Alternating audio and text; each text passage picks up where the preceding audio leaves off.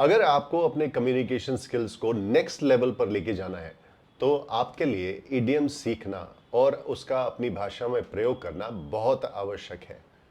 इस श्रृंखला में हम बहुत सारे ऐसे इडियम सीखेंगे जिनका आप अपनी डेली लाइफ में प्रयोग कर सकते हैं, चाहे आप स्कूल में हो, कॉलेज में हो या वर्क प्लेस पे हो।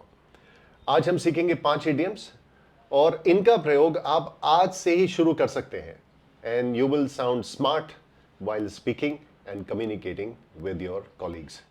तो चलिए शुरू करते हैं आज का video. The first idiom of the day is stuck in a rut. Stuck in a rut का मतलब होता है कि एक repetitive, boring life, हम आगे नहीं बढ़ रहे हैं ऐसा हमें प्रतीत होता है।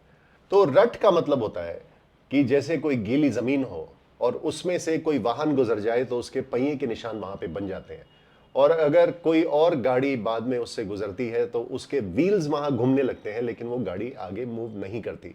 And that is the meaning of stuck in a रट।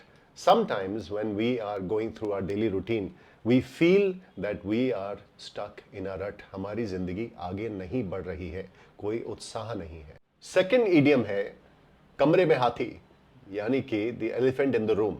और कोई ऐसी डिफिकल्ट सिचुएशन हो या कंट्रोवर्शियल सिचुएशन हो जो हर कोई जानता तो है लेकिन उसके बारे में कोई बात नहीं करना चाहता। लेट्स सपोज कि बहुत सारे दोस्त एक रूम में बैठे हुए हैं और उनमें से 2 दोस्तों में भयंकर लड़ाई हो चुकी है और वो आपस में बात नहीं कर रहे। तो सबको उसके बारे में पता तो है लेकिन वो इतना टची सब्जेक्ट है कि उसको उसके बारे में कोई भी बात ना चाहता।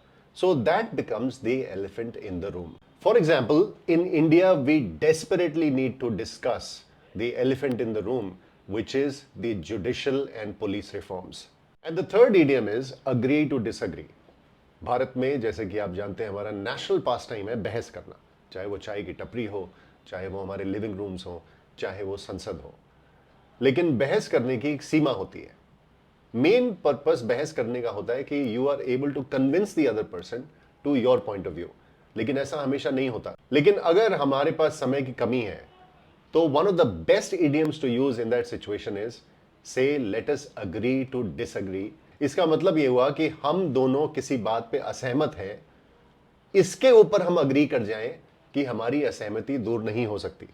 तो this is a very useful idiom for your workplace also when there is a conflict and you want to move on, you can say let us agree to disagree. Fourth idiom on the same page, बहुत ही useful idiom है। इसका मतलब है to be in agreement, to have the same understanding on a situation. जैसा कि आमतौर पर होता है घर में कि खाने को लेकर बहस होती है कि क्या बनाया जाए क्या ना बनाया जाए, और स्पेशली जब बाहर से ऑर्डर कर रहे हैं तो बहुत ज़्यादा दिक्कतें होती हैं।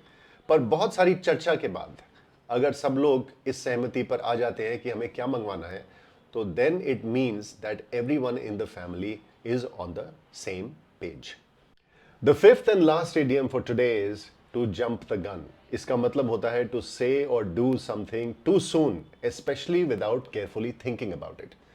इसका ओरिजिन है एक रेस में जहां पे एक स्टार्टर होता है जो गन को हवा में दाग कर रेस का आगाज करता है, लेकिन उस गन को दागने से पहले धावक भाग पड़ते हैं तो वो रेस को दोबारा करना पड़ता है। फॉर एग्जाम्पल, एक लेक्चर में a student interjects to ask a question, तो लेक्चरर कह सकता है कि don't jump the gun, we are going to discuss this later in the lecture. That's it for today. Hope you enjoyed these 5 idioms. Please start using these idioms in your day-to-day life and I will see you in the next video soon.